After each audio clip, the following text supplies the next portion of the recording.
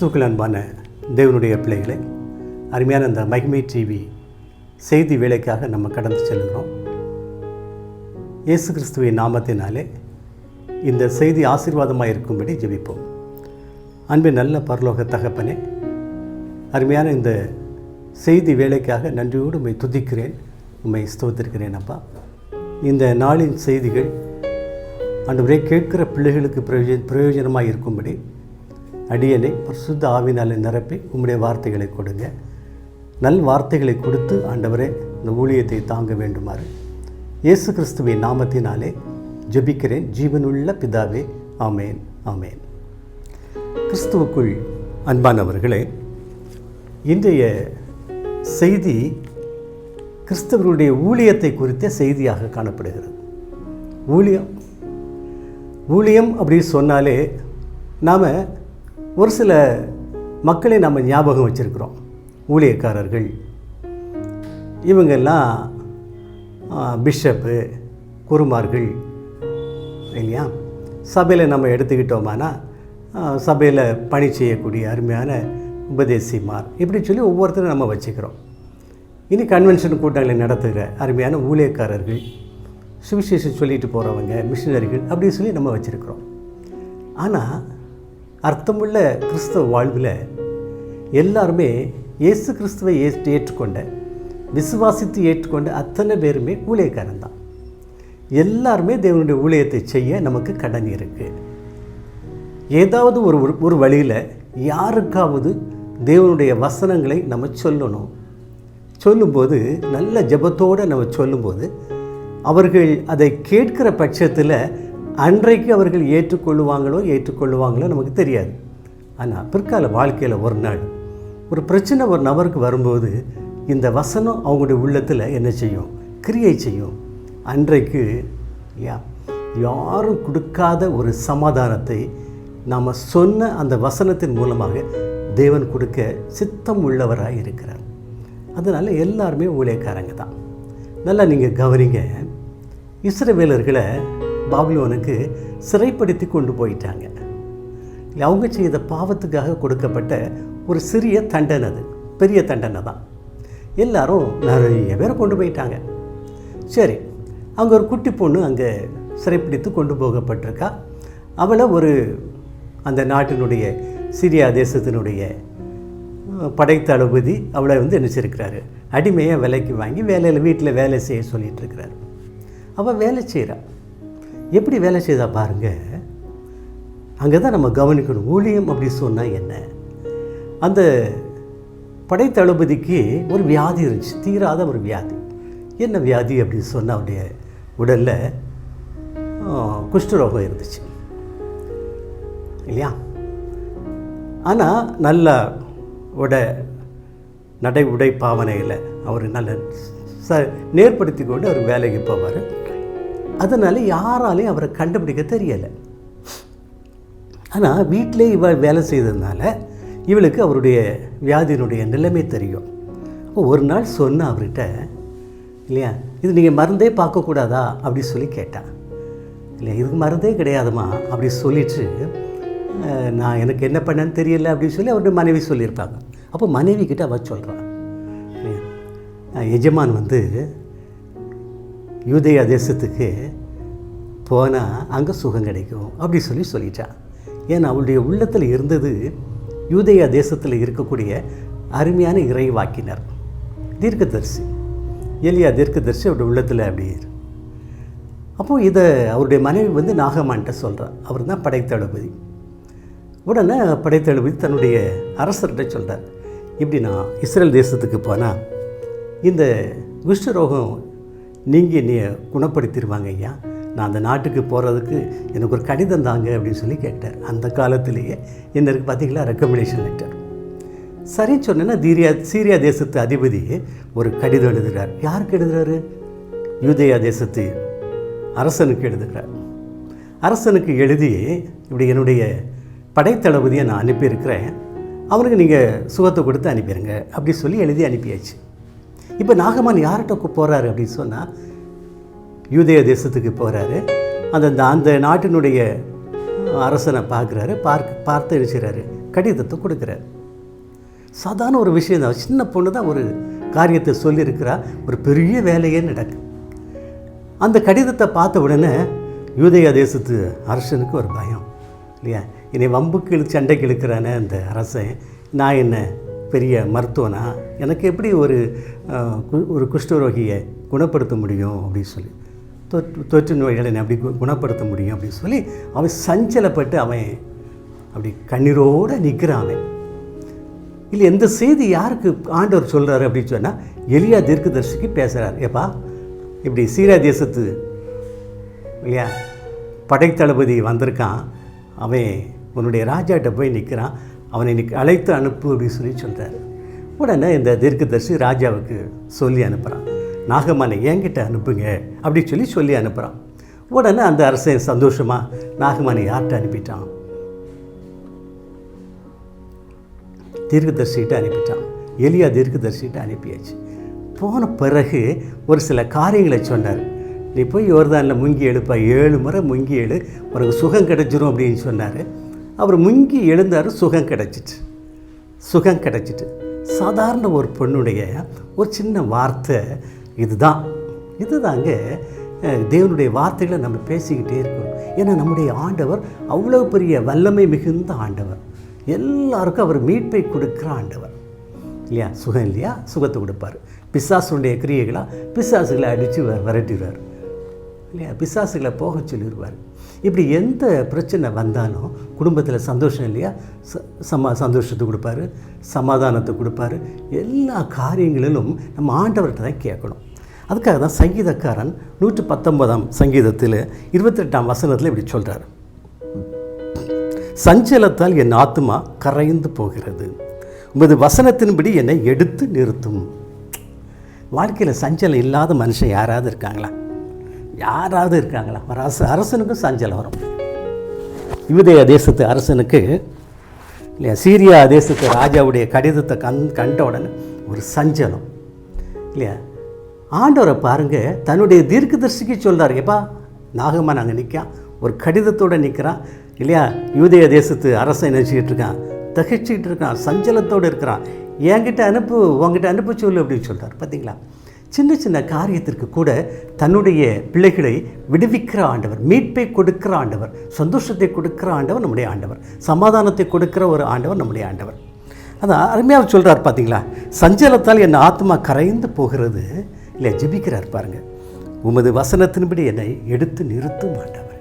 நம்ம ஜெபிக்கணும் ஒவ்வொரு காரியத்திலும் இல்லையா. குடும்பத்தில் தனிநபருடைய வாழ்வில் சஞ்சலம் உண்டு, குடும்ப வாழ்வில் சஞ்சலம் உண்டு, சபை வாழ்வில் திருச்சபையில் சஞ்சலம் உண்டு. 10 பேர் கூடி இருக்காங்கன்னா அங்கேயும் ஒரு சஞ்சலம் உண்டு. உலகத்தில் சஞ்சலம் இல்லாத இடமே கிடையாது. ஆமாம், பிரிவினை சக்திகள் ஆங்காங்கே இல்லையா மனுஷன் என்ன செய்யிட்டு இருக்கு, சஞ்சலப்படுத்தி கொண்டே இருக்கிறது. சஞ்சலத்தை கொண்டு வருவது யார் தான்? பிசாசு தான் இல்லையா. பயப்படாமல் இருக்கணும். அதுக்காக தான் ஆண்டவர் சொல்லும்போதெல்லாம் சொல்லுவார், இயேசு கிறிஸ்து யாருக்கெல்லாம் தரிசனம் கொடுத்தாரோ அப்பொழுதெல்லாம் சொல்லுவார், பயப்படாதீர்கள், பயப்படாத. ஏன்னா பயத்தை நீக்குகிற ஆண்டவர் நம்முடைய கர்த்தராகிய இயேசு கிறிஸ்து. சரி, அப்போ எல்லாரும் நம்ம ஊழியம் செய்ய தான் அழைக்கப்பட்டிருக்கணும். ஒரு சின்ன பிள்ளை, ஒரு குழந்தை செய்த அந்த சின்ன ஒரு ஊழியம் இல்லையா, ஆண்டவருடைய செய்தியை நற்செய்தியாக அறிவித்தோம்னா அது ஊழியம்தான் இல்லையா.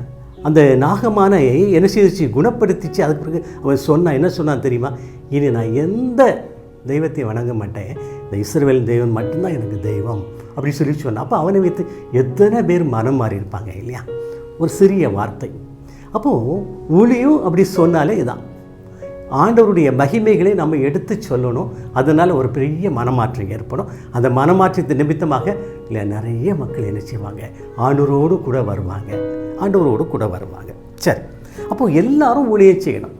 அது சிறியவர்கள் பெரியவர்கள் அப்படியே சொல்லியே கிடையாது. அதுக்காக நம்ம சபையில் நம்ம ஒவ்வொரு வாரமும் நினைச்சிருக்கோம், நம்ம ஞாயிற்றுக்கிழமை ஆராதனையில் தேவனுடைய வசனத்தை நம்ம சொல்கிறோம், பிரசங்கிக்கிறோம் இல்லையா. இது போக நாமே சுயமாக சிந்திக்கும்படியாக தேவனுடைய வசனங்களை வீட்டில் உட்காந்து வாசிக்கணும் அப்படின்னு சொல்கிறோம். காலையில் மத்தியானம் இரவு வாசிக்கணும்.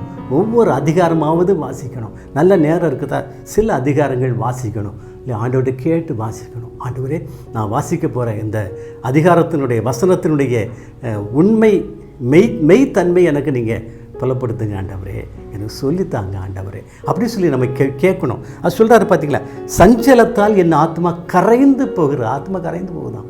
அப்போ எவ்வளவு சஞ்சலப்பட்டிருப்பான் பார்த்தீங்களா. அப்போ சொல்லிட்டு சொல்கிறார் பாருங்கள், உமது வார்த்தையின்படி என்னை உயிர்ப்பின்னு சொல்லியிருக்கீர்களா, பயப்படாதுன்னு சொல்லியிருக்கீங்களா இல்லையா, என்னை நோக்கி கூப்பிட்டு நான் உனக்கு உதவி செய்யன்னு சொல்லியிருக்கிறீர்களா, எனக்கு உதவி செய்யுங்க ஆண்டவரே அப்படின்னு சொல்லி கேட்கணும். சரி, அப்போ ஊழியம் எப்படி இருக்கணுமா தெரியுமா? உற்சாகமாக தான், உற்சாகமான ஆவியோடு பண்ணணுமா. ஆண்டோடைய ஊழியத்தை எப்படி செய்யணுமா? உற்சாகமான ஆவியோடு பண்ணணுமா. உற்சாகமான ஆவியோடு பண்ணுவது எப்படி? அதுக்கு முக்கியமான எடுத்துக்காட்டு இயேசு கிறிஸ்து தான். 33 ஆண்டு காலத்தில் இயேசு கிறிஸ்து உலகத்தில் ஊழியத்தை செய்து வரும்போது நிறைய தடைகள் இல்லையா. தடைகளை உண்டு பண்ணது யார் தெரியுமா? யூதர்கள் தான். யூதருடைய வேத சாஸ்திரிகள் இல்லையா, இவங்க தான் என்ன செய்தாங்க, தடையை உண்டு பண்ணினாங்க.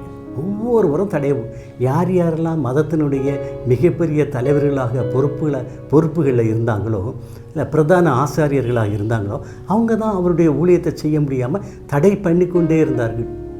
அப்போ தேவனுடைய காரியத்தை செய்கிற பிள்ளைகளை தடைகளை உண்டு பண்ணினா, அப்போ பிறருடைய தடையை நம்ம எதிர்பார்க்க முடியுமா? அவ்வளவு தடை.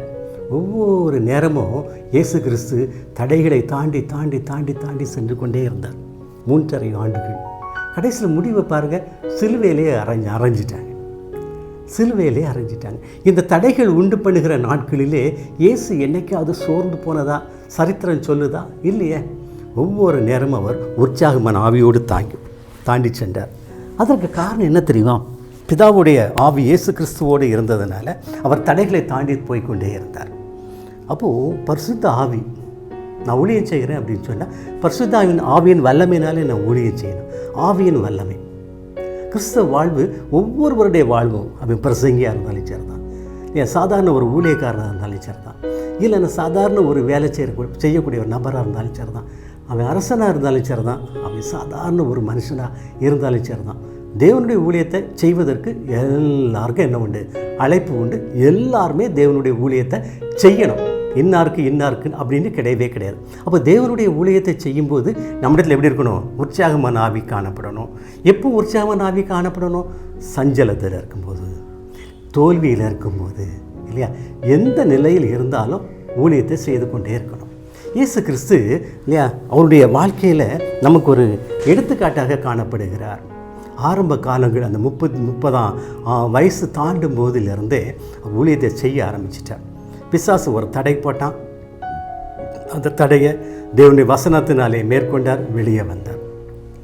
வெளியே வந்து மக்களை சந்தித்தார். 12 சீஷர்களை அவர் என்ன செய்தார்? தேர்ந்தெடுத்தார். 12ல் ஒன்று என்ன ஆயிட்டு? சோட போயிட்டு. அப்போது ஊழியத்தில் கூட நம்முடைய செலெக்ஷன் அது பரிசுத்த ஆவியினால் நம்ம தேர்ந்தெடுக்கிறோம். ஆனால் அதுலேயும் சோடை போகிறதுக்கு காரணம் இருக்குது. கவலையே படக்கூடாது, சோர்ந்தே போகக்கூடாது. அதே உற்சாகமான ஆவி நம்மிடத்தில் காணப்படணும். ஆண்டவர் கடைசியில் அந்த யூதாஸுக்கு ஒரு சான்ஸ் கொடுத்தார் இல்லையா, என்னை காட்டி கொடுக்குறவன் இல்லையா, அப்படி சொல்லிட்டார். என்னை காட்டி கொடுக்குறவன் அவன் ஊழியத்துக்கு வராமலே இருந்திருக்கணும் அப்படின்னு சொல்லி அவர் சாபமான வார்த்தையை சொல்கிறார் இல்லையா. அவனுக்கு ஐயோ அப்படின்னு சொல்லி சொல்கிறார். கிறிஸ்துவுக்குள் அன்பானவர்களை, எந்த விதத்திலும் தேவனுடைய பிள்ளைகளை காட்டி கொடுக்குற அந்த வாழ்வு ஒரு கிறிஸ்தவம் வாழக்கூடாது. தேவனுடைய பிள்ளைகளை நாம் காட்டியே கொடுக்கக்கூடாது. தேவனுடைய பிள்ளைகளை காட்டி கொடுப்பது இயேசு கிறிஸ்துவை காட்டி கொடுப்பதற்கு சமானம். தேவனுடைய பிள்ளைகளை காட்டி கொடுப்பது பிதாவை காட்டி கொடுப்பதற்கு சமானம். நன்றாக ஞாபகம் வைத்துக் கொள்ள வேணும் இல்லையா. இவர்கள் எல்லாரும் என்னுடையவர்கள், என்னுடைய தேர்ந்தெடுப்பு, என்னுடைய பிள்ளைகள் இல்லையா. நான் இவர்களை தேர்ந்தெடுத்திருக்கிறேன். என்னோடு கூட இருக்க இவர்களுக்கு அனுமதி உண்டு இல்லையா. நான் யாரோடு இருக்கேன்? பிதாவோடு கூட இருக்கிறேன். அப்போ ஊழியத்தை செய்கிற ஒவ்வொரு பிள்ளைகளும் இயேசுவோடு கூட இருக்கிறோம். யாரோடு கூட இருக்கிறோம்? நம்ம பிதாவோடும் கூட இருக்கிறோம் இல்லையா. எந்த சோதனை வந்தாலும் ஆவியில் நம்ம என்ன செய்யக்கூடாது? கலங்கக்கூடாது. முன்னின்று அந்த காரியத்தை நடத்திக்கிட்டே போயிட்டுருக்கணும். இந்த அப்போஸ்தலனாகிய பரிசுத்த பவுல் மிகப்பெரிய ஒரு எடுத்துக்காட்டு. மற்ற சீஷர்களை காட்டிலும் நமக்கு எடுத்துக்காட்டு. எப்படி நமக்கு எடுத்துக்காட்டு அப்படி சொன்னால், இவர் ஒரு 13 கடிதங்களை எழுதியிருக்கிறார். 13 சபைகளுக்கும் தனிநபருக்குமாக சேர்த்து 13 கடிதங்களை எழுதியிருக்கிறார். எப்படி எழுதுகிறா தெரியுமா? பழைய ஏற்பாட்டையும் புதிய ஏற்பாட்டையும் பழைய ஏற்பாட்டில் சொல்லப்பட்ட இயேசு கிறிஸ்துவை புதிய ஏற்பாட்டில் வந்திருக்கிற இயேசு கிறிஸ்துவை ஒப்பிட்டு சொல்லி சொல்லி சொல்லி ஒரு மிகப்பெரிய ஒரு விளக்க உரையை எழுதிட்டார். மிகப்பெரிய ஒரு விளக்க உரை இல்லையா?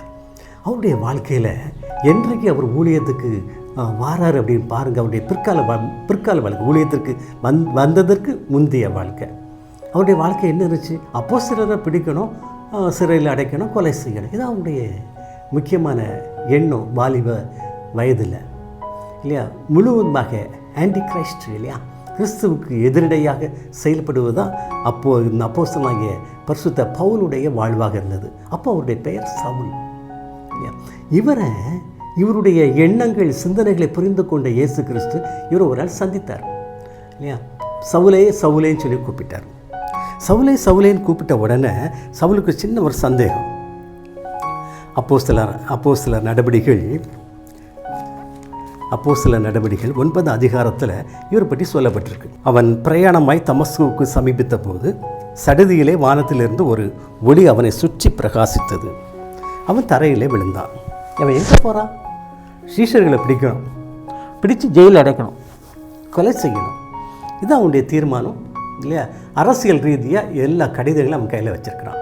அதுக்கு முழு பொறுப்பு இவன் தான் கையில் வச்சிருக்கிறான் இல்லையா? தரையில் விழுந்தான். அப்பொழுது சவுலே சவுலே, நீ என்னை ஏன் துன்பப்படுத்துகிறாய் என்று தன்னுடனே சொல்லுகிற ஒரு சத்தத்தை கேட்டான். ஒரு சத்தத்தை கேட்குறான்.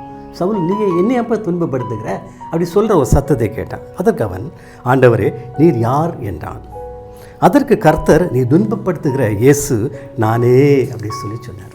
கிறிஸ்துவுக்குள் அன்பானவர்களே, இயேசு கிறிஸ்துவனுடைய ஊழியத்தில் தடைகளை யாரெல்லாம் உண்டு பண்ணுகின்றார்களோ அவர்களை இயேசு கிறிஸ்து கண் நோக்குகிறார். எல்லாம் கவனிச்சிட்டிங்களா? இப்போது ஆகார் அவருடைய பையனை தூக்கிட்டு அவர் கஷ்டத்தோடு ஓடுறான் இல்லையா? சாகலாம் அப்படின்னு போகிறேன், ஏன்னா அங்கே தண்ணி இல்லை, சாகலான்னு போகிறேன். அப்போ இயேசு கிறிஸ்து ஆகாரை பார்த்து கேட்குறாரு, ஆகாரே நீ எங்கே என்ன பண்ணிகிட்டு இருக்க, உனக்கு எங்கே என்ன வேலை அப்படின்னு கேட்குறாரு. அப்போ அவர் சொல்கிறான், தன்னோட நிலைமை சொல்கிறேன். அப்படி பையனுக்கு இல்லையா தண்ணி இல்லை, நான் குடும்பத்தில் விரட்டப்பட்டுட்டேன், ஆண்டவரே சாக போகிறேன் அப்படின்னு சொல்கிறான். தண்ணீரை அனுசரிச்சு பிளந்து தண்ணீரை கொடுத்தார். அப்போது ஒரு மனுஷன் கஷ்டப்படுகிறான் அப்படின்னு சொல்லி இல்லையா, அவன் கவலையோடு அவன் இருக்கும்போது ஆண்டவர் அவனை என்ன செய்கிறாரு? விசாரிக்கிற ஆண்டவர், கூப்பிட்டு விசாரித்து இல்லையா சஞ்சலத்தை நீக்குகிற ஆண்டவர். அருமையான ஒரு ஆதியில் நமக்கு கொடுக்கப்பட்டிருக்கு, சஞ்சலத்தை நீக்குகிற ஆண்டவர். இங்கே நம்ம எங்கே நம்ம பார்த்தோம்னா, இந்த சவுல் கிறிஸ்தவர்களை பிடிச்சு என்ன செய்ய போகிறான்? சிறையில் அடைச்சி கொலை செய்ய போகிறான். அவனே ஆண்டவர் தேடி போகிறார். யார் ஊழியத்தில் ஆண்டவருக்கு விரோதமாக செயல்படுகிறாங்களோ அவங்களே ஆண்டவர் பார்த்து கொண்டே இருக்கிறார், அவங்களே விசாரிக்கிறார். இந்த சவுலுடைய உள்ள ஆண்டவருக்கு தெரிஞ்சு போச்சு, இவன் ஏதோ ஒரு கொள்கை வித்தியாசத்தில் இருக்கிறான் அப்படின்னு சொல்லி அவனை போய் கேட்குறாங்கப்பா, நீ என்னை ஏன்பா துன்பப்படுத்துகிற அப்படின்னு கேட்குறார். ஆண்டவர் நீர் யார் அப்படின்னு சொல்லி கேட்குறான். நீ துன்பப்படுத்துகிற இயேசு நானே அப்படின்னு சொல்லி சொல்கிறேன். அப்போ ஊழியக்காரர்களை துன்பப்படுத்துகிறவர்களை இல்லையா தேடி விசாரிக்கிற ஆண்டவர் நம்முடைய ஆண்டவர். ஊழியக்காரர்களுக்கு யாருமே எந்த தொந்தரவும் பண்ணாதீங்க, அந்த கிறிஸ்துவ பிள்ளைகள் பண்ணவே பண்ணாதீங்க இல்லையா? இந்த சவுல் தேவனுடைய பிள்ளை தானே, ஆதி திருச்சபையில் இருந்தவன் தானே, ஆதி காலத்தில் இல்லையா? இயேசு கிறிஸ்துவை ஏற்றுக்கொள்ளாத ஒரு ஊழியக்காரன். அப்போது கிறிஸ்தவ பிள்ளைகள் கூட ஊழியக்காரர்கள் என்ன செய்யக்கூடாது? துன்புறுத்தவே கூடாது.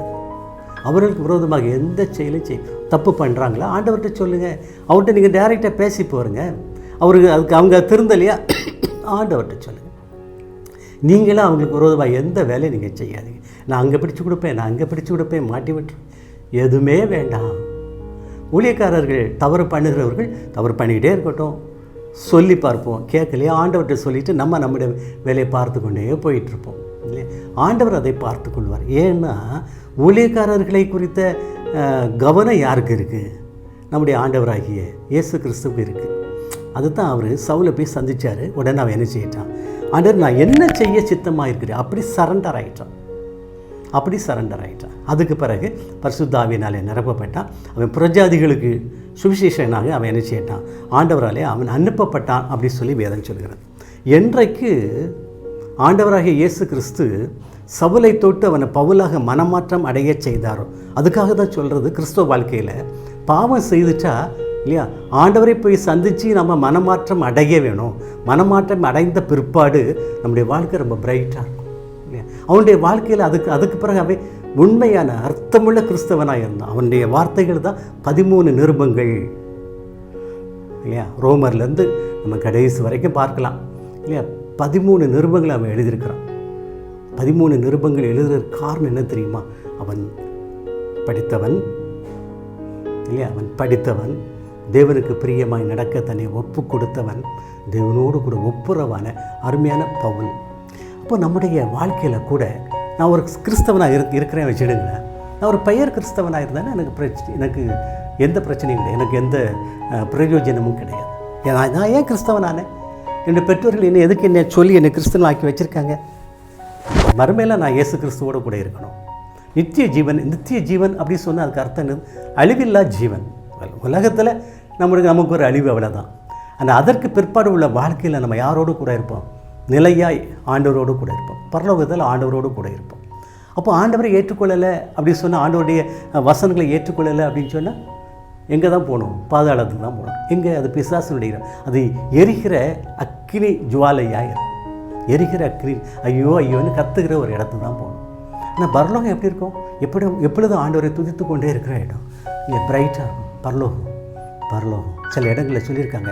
சில பக்தர்கள் அருமையாக எழுதியிருக்கிறாங்க இல்லையா, பரலோகம் எப்படி இருக்கும். அப்போ ஆண்டவருடைய ஊழியக்காரர்கள் அந்த பரலோகத்தை குறித்த தரிசனத்தை தேவனுடைய பிள்ளைகளுக்கு கொடுக்கணும். நாகமானுக்கு அவனுடைய வீட்டில் பணி செய்யக்கூடிய அந்த இளம் பெண் கொடுத்த அந்த ஒரு வார்த்தையினால், சொன்ன ஒரு வார்த்தையினால் அவனுக்கு கிடைத்த அந்த சுகம் இருக்குது பார்த்தீங்களா, அவனுடைய வாழ்க்கையில் மிகப்பெரிய பயனை அவனுக்கு கொடுத்தது என்று நாம் பார்க்குறோம். ஆமாங்க, நம்முடைய ஒவ்வொரு வார்த்தையினாலும் ஒவ்வொரு பிள்ளைகளும் என்ன செய்யணும்? பயன்பெறணும். ஒவ்வொரு பிள்ளைகளும் என்ன செய்யணும்? முன்னேறணும். ஒவ்வொரு பிள்ளைகளும் என்ன செய்யணும்? விடுதலை ஆகணும். இல்லை, இதற்கு நமக்கு என்ன தேவை? நமக்கு உற்சாகமான ஆவி. உற்சாகமான ஆவி எனக்கு கொடுப்பது யார்?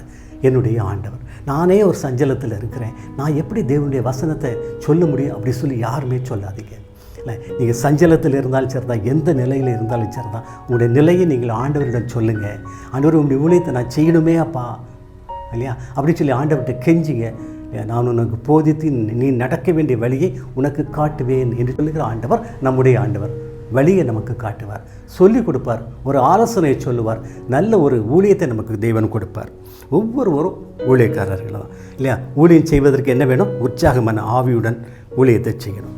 இன்னொன்று, ஊழியம் செய்கிற ஒவ்வொரு பிள்ளைகளும் ரட்சிப்பின் நிலையிலேயே தரித்திருக்க வேணும். ரட்சிப்பின் நிலையிலே நான் ஒரு நாள் ரட்சிக்கப்பட்டேன் அப்படி சொல்லுவதில் எந்த பிரயோஜனமும் கிடையாது.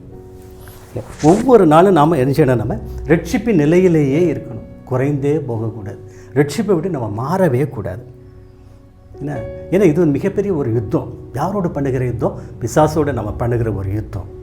இந்த யுத்தத்தில் நம்ம ஜெயிக்கணுமானா என்ன செய்யணும்? நம்ம ஆண்டவரோடு கூட இருக்கணும். அதுக்காக தான் முதலாவதே சொன்னேன், ஊழியம் எப்படி செய்யணும்? நம்ம பரிசுத்தாவின் வல்லமையோடு செய்யணும். ரெண்டாவது, ரட்சிப்பின் அனுபவத்தில் நம்ம நிலைத்திருக்க வேணும். சங்கீதம் 20ஆம் சங்கீதம் ஒரு சில வசனம் இப்படி சொல்லு. சிலர் ரதங்களை குறித்தும் சிலர் குதிரைகளை குறித்து மேன்மை பாராட்டுகிறார்கள். நாங்களோ எங்கள் தேவனாகிய கர்த்தருடைய மேன்மை குறித்தே நாங்கள் மேன்மை பாராட்டுவோம். தேவனுடைய கர்த்தருடைய நாமத்தை குறித்தே மேன்மை பாராட்டுவோம். இதில் ஒரு வார்த்தை அடுத்தால் வருது பாருங்கள். அவர்கள் முறிந்து விழுந்தார்கள், நாங்கள் எழுந்து நிமிர்ந்து நிற்கிறோம். தேவனுடைய நாமத்தை நீங்கள் மகிமைப்படுத்த உங்களுடைய வாழ்க்கையில் நீங்கள் எழுந்து நிமிர்ந்து நிற்கிற பிள்ளைகள். அதற்காக இப்போ நாம் என்ன செய்யணும் தெரியுமா? ரட்சிப்பின் நிலையிலே இருக்கணும். ரட்சிப்பின் நிலையில் இல்லாமல் எந்த ஊழியம் செய்தாலும் அந்த ஊழியத்தில் பிரயோஜனம் இல்லை. தேவன் அதை ஏற்றுக்கொள்ள மாட்டார். ரட்சிப்பின் நிலையில் நாம் நிலைத்திருக்க வேணும். 2 நாளாகமும் 32ஆம் அதிகாரம் 10-21 வசனத்தில் இப்படி சொல்லப்பட்டிருக்கு. அசீரிய ராஜாவாகிய சனகரிப்பு யூதருக்கு விரோதமாக என்ன செய்வான்? ஒரு போர் தொடுக்க வாரான். ரப்சாக்கே சனகரிப் அப்படிங்கிற 2 மிகப்பெரிய படைத்தளபதியை அனுப்பி இந்த 2 பேருமே என்ன செய்கிறாங்க? எருசலேம் நகரை என்ன செய்கிறாங்க? முற்றுகையிடுகிறாங்க. யுத்தத்தில் முற்றுகையிடுகிறாங்க. உடனே எசேக்கியா ராஜா, அவர் தான் யூதா ராஜா, அவர் உடனே கோட்டையை அடைச்சிட்டார். கோட்டைக்கு வெளியே இருந்து இஸ்ரவேல் தேவனையும் இஸ்ரவேல் ராஜாவையும் இவங்க சபிச்சு என்ன செய்கிறாங்க, நிறைய காரியங்களை குறித்து பேசுகிறாங்க. உங்களுடைய தெய்வம் என்ன தெய்வம் இல்லையா, எத்தனை தேசத்தை நான் நினச்சிருக்கேன், நான் சுதந்திரிச்சிருக்கிறேன், உன்னை நான் சீக்கிரமாக நான் நினச்சேன், நான் வென்று உன்னை அடிமையாக்குவேன் அப்படி சொல்லி எல்லாம் பேசிக்கிட்டே இருக்கிறான். அப்போது உடனே எசேக்கியா ராஜா என்ன செய்தார் தெரியுமா, தேவனுடைய ஆலயத்தில் போய் ஜெபித்தார். தேவனுடைய தீர்க்கதரிசியுடைய ஆலோசனையை கேட்டார் இல்லையா. அவர் தேவனுடைய பிள்ளைகள் எல்லாருமே தேவனோடு கூட ஜெபிக்க ஆரம்பித்தாங்க. ரெட்டு விடுத்தி சாம்பலிலிருந்து ஜெபிக்க ஆரம்பித்தாங்க. நடந்தது என்ன, சனகர்ப்பு ரப்சாக்கையும் இல்லையா முகத்தில் துண்டு போட்டுட்டு அப்படியே திரும்பி போயிட்டாங்க. ஏன், இன்னொரு இடத்துல மிகப்பெரிய ஒரு யுத்தம், இங்கே 186,000 பேர் தேவரை ஆண்டவர் என்ன செய்யிட்டார், சங்காரம் பண்ணிட்டார். அந்த அவனுடைய போர் வீரர்களை 186,000 பேர். கிறிஸ்தவர்கள் அன்பானவர்களே, உங்களுக்கு விரோதமாக எழுப்பப்படுகின்ற எல்லா ஆயுதங்களும் வாய்க்காதே போக பண்ணப்படும். ஏனென்றால் உங்களுக்காக யுத்தம் பண்ணுகிறவர் உங்கள் தேவனாகிய கர்த்தர்.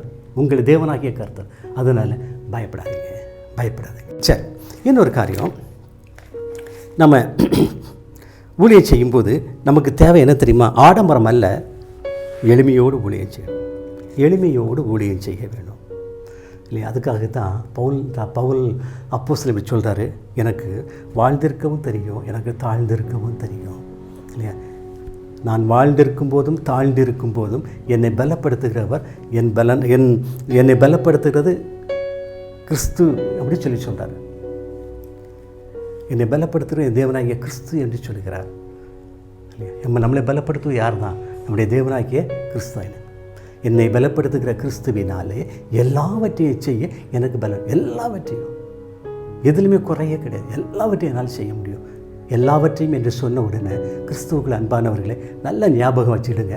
பரிசுத்தமான காரியங்களை, தேவனுக்கு பிரியமான எல்லாவற்றுன்னு அதுதான். பாவமான காரியங்கள் அல்ல. பாவமான காரியங்கள் நம்முடைய சுய இச்சையினாலே வரக்கூடியது. தேவனுடைய கிருபையினாலும் சித்தத்தினாலும் வருவது பரிசுத்தமான காரியங்கள், தேவனுக்கு பிரியமான காரியங்களை செய்ய எனக்கு பலன் உண்டு. அதனால் ஊழியத்தில் செய்யும்போது ஒரு பயம் இருக்கா, ஆண்டவர் எனக்கு ஒன்றுமே தெரியாது நீங்கள் சொல்கிறீங்களா. மோசே அப்படி தான் சொன்னார். ஆண்டவர் மோசையை அழைத்தார். எப்போ இஸ்ரேல் மக்களை என்ன செய்து நீ விடுவித்து நீ கொண்டு வா அப்படி சொல்லி சொன்னார். மோசேக்கு பயம் இல்லையா. இஸ்ரவேலர் என்னை ஏற்றுக்கொள்ள மாட்டாங்க ஆண்டவரே, நான் திக்கு வாயும் மந்த நாவும் உள்ளவன், என்னை ஏற்றுக்கொள்ள மாட்டாங்க, எனக்கு ஒன்றுமே தெரியாது ஆண்டவரே, இந்த அபியாசம் எனக்கு கிடையாது. ஒரு சிறு நபரை கூட என்னால் என்ன செய்ய முடியாது, சுதந்திரிக்க முடியாது. ஆமாம், எகிப்தில் நான் இருக்கும்போது 2 இஸ்ரவேலர் சண்டை போட்டாங்க. நான் உண்மையை தான் சொன்னேன். யார் நல்லவனோ, யார் நீதி செய்தானோ, யாரிடத்துல நீதி காணப்பட்டதோ, நியாயம் காணப்பட்டதோ அவனுக்கு தான் நான் தீர்ப்பு சொன்னேன். உடனே அடுத்தவன் என்ன செய்தான், என்னை காட்டி கொடுத்தான் அப்படின்னு சொன்னார். என்னை காட்டி கொடுத்தான். அது அவருடைய உள்ளத்தில் மிகப்பெரிய ஒரு பாரமாக இருந்தது. ஆமாம், அவன் காட்டி கொடுத்ததுனால தான் மோசே எகிப்திலிருந்து எங்கே ஓட வேண்டியதாயிற்று, இன்னொரு தேசத்துக்கு ஓட வேண்டியதாயிற்று. ஆமாம், கிறிஸ்துவுக்குள் அன்பானவர்களே, நீதியை நியாயத்தையும் செய்யும்போது நம்முடைய பிள்ளைகளை நம்மை குற்றப்படுத்த ஆயத்தமாக இருக்கின்றார்கள். நல்ல ஞாபகம் வச்சுக்கோங்க. ஊழியக்காரங்க எப்பவுமே சோர்ந்து போய்விடக்கூடாது. அதற்காக தான் இன்றைக்கு ஒரு செய்தி இல்லையா, நீங்கள் உற்சாகமான ஆவியோடு செய்யுங்க. சோதனை எங்கேருந்து வந்துட்டுருக்கோம், வேதனைகள் எங்கேருந்து வந்திருக்கும், சஞ்சலங்கள் எங்கேருந்து வந்து கொண்டே இருக்கும். உங்களுக்குள் இருந்தே சோதனைகளும் வேதனைகளும் சஞ்சலங்களும் வந்து கொண்டே இருக்கும். உற்சாகமான ஆவியில் நீங்கள் என்ன செய்கிறாதீங்க, தளர்ந்து விடாதீர்கள். 2வது கவரியை நீங்கள் என்ன செய்யணும் அப்படின்னு சொன்னால், ரட்சிப்பின் அனுபவத்தில் நீங்கள் தரித்திருங்கள், நிலைத்திருங்கள். ரட்சிப்பு உங்கள் கையில் விட்டு வெளியே போய்விடவே கூடாது. நம்ம ரட்சிப்பு இல்லாத நிலையில் ஒரு ஊழியம் செய்தோமானால் அந்த ஊழியத்தில் என்ன கிடையாது, சந்தோஷமும் கிடையாது, சமாதானமும் கிடையாது, அது தேவனுடைய நீதியும் கிடையாது. உசியா ராஜா மிகப்பெரிய ராஜா. அவர் நிறைய காரியங்களை செய்தார். யூதர்களுக்காக நிறைய காரியங்களை செய்தார். அடுக்கடுக்கான காரியங்களை செய்து கொண்டே இருந்தார். ஆனால் தேவனுடைய ஊழியத்தில் அந்த தேவனுடைய வாசஸ்தலத்தில் அவர் அக்கினியை கையில் எடுத்து அவர் உள்ளே போகும்போது ஆசாரியர்கள் அவரை தடுக்கும்போது அவர் தகராறு பண்ணார். விலகே போ, அவர் வெளியே போ அப்படின்னு சொல்லிட்டாங்க. போக மாட்டேன்னார். அந்த நேரத்திலேயே அவருடைய நெற்றியில் காணப்பட்டது என்னது, குஷ்டரோகம். உடனே அவரை வெளியே தள்ளிட்டாங்க அப்படின்னு சொல்லி வேதம் சொல்லுகிறது. கிறிஸ்துவுக்குள் அன்பானவர்களே, அதுக்காக தான் ரட்சிப்பில் நிலைத்து இருக்கணும், எளிமையாக இருக்கணும், தாழ்மையாக இருக்கணும், ஊழியத்தை ரொம்ப தாழ்மையாக, ஊழியக்காரர்கள் தாழ்மையாக இருங்க. சபைக்கு விரோதமாக நீங்கள் எந்த வேலையும் நீங்கள் செய்திடாதீங்க.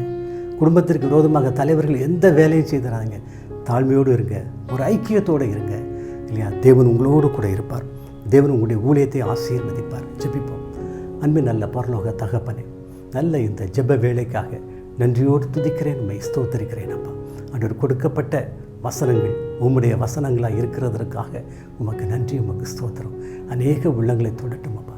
நிறைய பிள்ளைகள் ஆண்டவரே நல்ல ஒரு நித்திய மகிழ்ச்சியை பெற்றுக்கொள்ளும்படியாய் தங்களை ஒப்பு கொடுக்க கிருபை செய்யுங்க. இயேசு கிறிஸ்துவின் நாமத்தினாலே ஜெபிக்கிறேன் ஜீவனுள்ள பிதாவே. ஆமென், ஆமென், ஆமென்.